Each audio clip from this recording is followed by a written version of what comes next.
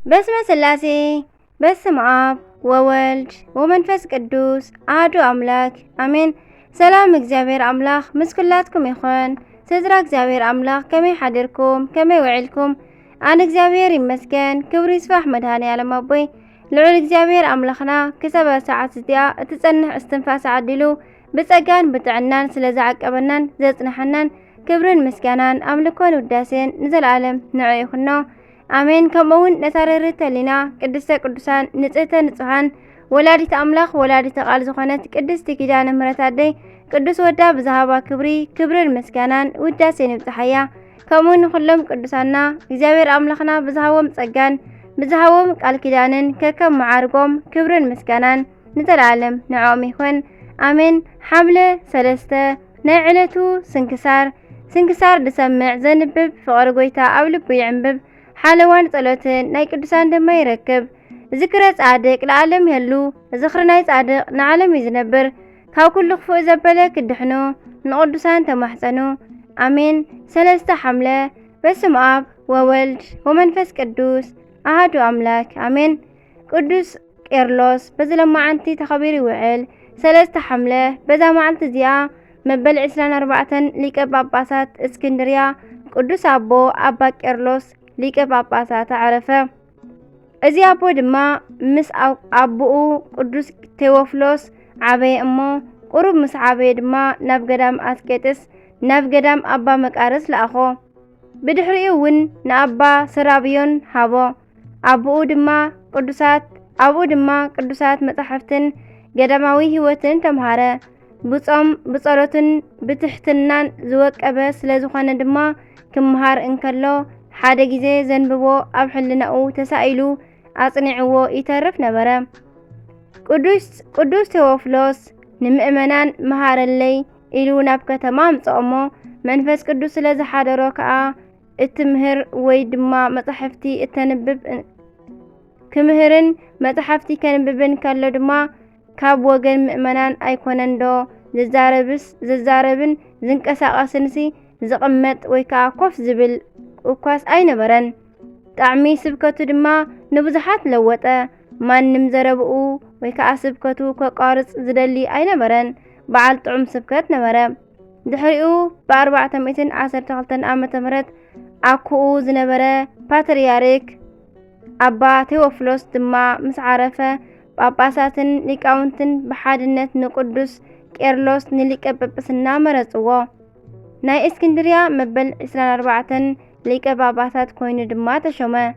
ኣብ ዘመኑ ድማ ቤተ ክርስቲያን በርሀት። ብቅድስናኡ ብሊቅነቱ ብስብከቱ ብድርሰቱን ብትግሃቱን ብፍጹም አገልገለ። በቲ ወቅቲ ድማ ስመ ክፉእ መናፍቃን ንስጥሮስ ተንሲኡ ንቤተ ክርስቲያናት እስያ ሃወኸን እሞ ትምህርቱ ንክርስቶስ ክልተ አካል ክልተ ባህሪ እዩ ሎቱ ስብሃት ዝብል ዝነበረ ብሓቂ ንርአዮ እንተተባሂሉ ግን ባእስን ጽልኡን ምስ ድንግል ማርያም ነበረ። ምክንያቱ ንጎይታናን አምላኽናን ኢየሱስ ክርስቶስ ናብ ክልተ ዝኸፈሎ እምበይትና አዲ አምላኽ ኣይኮነትን ማለት እዩ። ላቲ ስብሃት እሞ ነዚ ነገር ቅዱስ ቄርሎስ ኣብ ሰምዓሉ ጊዜ ናብ ዘለዎ ከይዱ እንተመኸሮ ንስጥሮስ ክሰምዖ ኣይደለየን። በዚ ምክንያት ድማ በትእዛዝ ንእሽተይ ቴዎዶስዮስ ናይ ቆስጠንጥንያ ንጉስ ኣብ ኤፌሶን ዓብዩ ጉባኤ ከም ዝኸውን ኮነ እሞ እዚ ጉባኤ ብቤተ ክርስቲያን ናይ መጨረሽታ ዝተቀደሰ ጉባኤ እዩ። ብ431 ዓመተ ምህረት ኣብ ኤፌሶን ከተማ ናይ መናፍቃን እኩባት ከይቆጸርካ ሃይማኖቶም ዝቐንዐ 200 ቅዱሳን ሊቃውንቲ ተረኸቡ። ዝግባእ ጸሎትን ሱባኤን ድሕሪ ምፍጻሙ ጉባኤ ተጀመረ። ኣፈ ጉባኤ ሊቀ ማሕበር ማር ቅዱስ ቄርሎስ ድማ ስለ ዝነበረ ኣብ ቅድሚ ጉባኤ ንንስጥሮስ ተኸራኺሩ ረትዖ። ንስጥሮስን ተኸተልቱን መልሲ ከም ዝስእኑ እውን ገበሮም።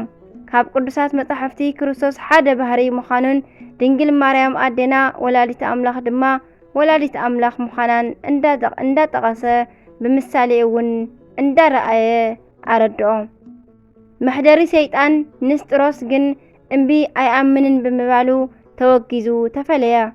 ቅዱሳን ሊቃውንቲ ድማ ብቅዱስ ቄርሎስ አርቃቅነት 12 ዓንቀጻት ቀሪቦም ናብ ዓለም ኩሉ ለኣኹ። እዘን ዓንቀጻት ሕጂ እውን ኣብ ኢድ ሊቃውንቲ ኣለዋ ይንበቡን ይትርጎማን ኣለዋ። ካብዚኣቶም እቶም ሓደ ድማ ድንግል ማርያም ተኦዶኮስ ሓደ እግዚአብሔር እያ ዝብል እዩ። ጉባኤ ምስ ተወልደ ቅዱስ ቄርሎስ ንንስጥሮስ ፀዊዑ ብድንግል ማርያም እመን ንሳ ምስ ወዳ ከተተዓርቀካ እያ እንተበሎ ሕጂ እውን እምቢ በሎ። ኣብቲ ግዜ ሊቁ ንኣደ ኣምላኽ ዘይተኣዘዘ መልሓስካ ንዓኻ እውን ኣይተኣዘዝካ ኢሉ ረገሞ እሞ ሽዑ ንሽዑ መልሓሱ ተጎልጊሉ ወፂኡ ኣብ ኣፍ ልቡ ወደቐ። ካብዚ መሓረና ከም ከልቢ እንዳተዘልዘለ ከይዱ ምስ ሓደ ፈታዊኡ ቆይሙ ከሎ መሬት ተኸፊታ ወሓጠቶ። ቅዱስ ቄርሎስ ግን ን32 ዘመናት ኣብ መንበረ ማርቆስ ኣገልጊሉ ፍረ ትሩፋት ኣፍርዩ ብዙሓት ድርሰታት እውን ደሪሱ ብ444 ዓመተ ምህረት በዛ መዓልቲ እዚኣ ብሰላም ዓረፈ። ካብ ድርሰታቱ ከዓ ቅዳሴኡ፣ ድርሳነ ቄርሎስን ተረፈ ቄርሎስን ክጥቀሱ ይኽእሉ እዮም። ንእግዚአብሔር ኣምላኽና ምስጋና ይኹኖ። ንዓና እውን ብጸሎት እዚ ኣቦ ይምሓረና፣ በረኸቱ እውን ምሳና ትንበር ንዘለዓለም ዓለም ኣሜን። አርኬ